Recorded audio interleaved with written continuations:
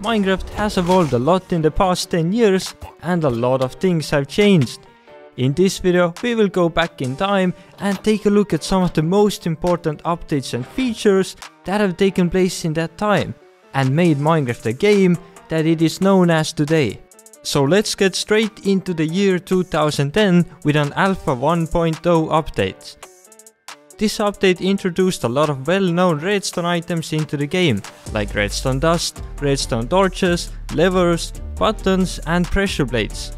At this time the game didn't have any other redstone items, so basically the only use for redstone was to open and close doors. Moving on into the Alpha 1.2 Halloween updates. In this update we got the Nether and also different biomes. Before that there was only one biome in the game. And I think none of us can imagine Minecraft when there is only one biome, so that update was definitely a really nice one. The first update in 2011 was a Beta 1.2. It featured many new blocks into the game, for example note blocks, cakes, dispensers and new types of wood. We also got different colored sheep and a new underwater mob called Squid. In Beta 1.3 we got beds and also some graphic settings, so players were able to change how their game looked and performed. There were only a very few settings still. Moving on into Beta 1.5, in this version we got achievements and also some new weather updates like rain, snow and thunderstorms. The whole game got a little bit more interesting and challenging. Next up, another small redstone update. In Beta 1.7, pistons and sticky pistons were added to the game. It opened up a lot of new ways to use redstone and was overall a push to the right direction. In Beta 1.8 Adventure Update Part 1, a lot of new things got added into the game. One of the biggest things added were definitely hunger and creative modes. But there were also some other useful stuff added. For example, villages, strongholds, swamps and even farlands. Moving into the 1.0 Adventure Update Part 2, we got the end, enchanting, nether fortresses and villages. This was also the official release of the game. When comparing it to the first alpha versions, it has evolved quite a lot, just like our sponsor Trove has evolved. Trove is a free-to-play adventure-packed MMO available on PC, PlayStation, Xbox and now on Nintendo Switch. Discover adventurous open maps, explore different classes and create your own worlds. You can pick from 17 different player classes and do whatever you love the most. Build anything and everything. Move around with ships or even with dragons. Master awesome abilities to make your character unbeatable or even collect a huge range of gear made by your fellow players. You have an unlimited creative freedom to build your own world full of crazy adventures. There's really no limits in Trove, and that's why I love to play it in my free time. Also, each player joining with a code Shulkercraft, the Eden charity project will plant one tree. And in addition to that, using our code and finishing the tutorial, you will get the exclusive goodie, your own pet. It's a free-to-play game, so be sure to check out the link below and download Trove for a good cause and even better times. Thanks again Trove for sponsoring this video. Coming back to the video, in year 2012 we got a Minecraft 1.1. A first update after the game's official release. This update featured a new world type called Superflat and also added spawn eggs. Pretty minor update in that sense. But fast forward into 1.2 and this update was a bit more interesting. Introducing us to a new biome called Jungle. Also adding iron golems, redstone lamps and abandoned mineshafts. In the new jungle you could also find the new mob, the Ocelot. After the 1.2 we got version 1.3. Players were now able to trade with the villagers found in the villages. And with the villager trading also came the emeralds. These ores were found in the mountain biomes and can be used to trade with the villagers. desert and jungle temples were also added in version 1.3. Next up, a pretty scary update, literally.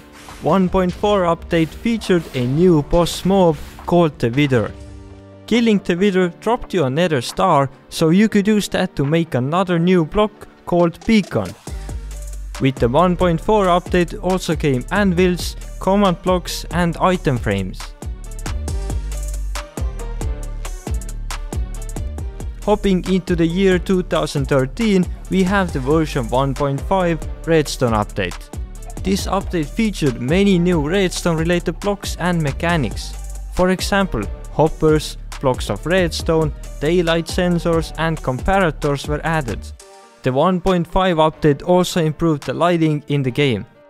Moving on into the 1.6 horse update. As you can probably tell, this update was about horses. And with them also came the hay bales, leads, coal blocks and carpets. But now 1.7.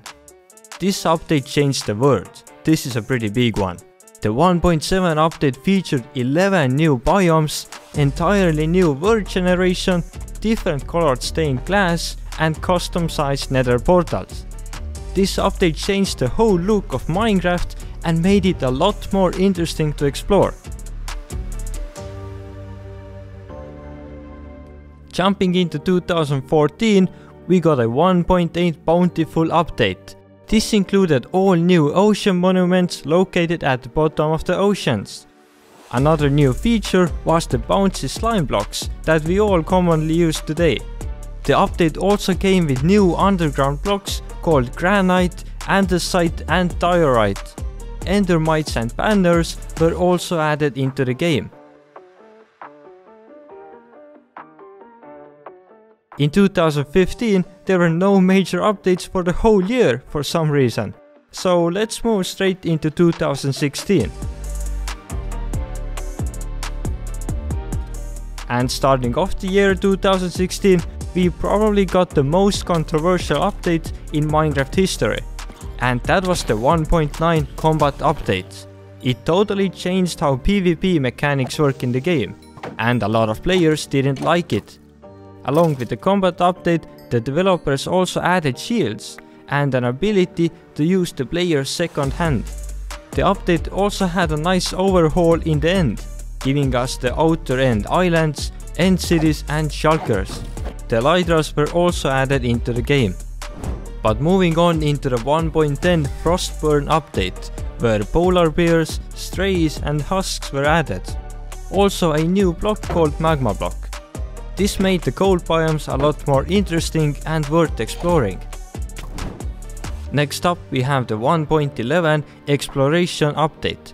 This one featured a all new rare structure called Woodland Mansion. With the Woodland Mansions also came the totems of Undying, shulker boxes and llamas. All around a pretty interesting update with some new game mechanics added. After the 1.11, there was also a small but a pretty important update, where the players were now able to use rockets to fly around with the elytras. A huge game changer and probably my favorite addition to the game.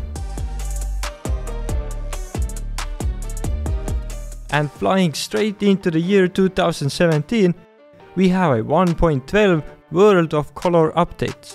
This one featured many new color blocks into the game.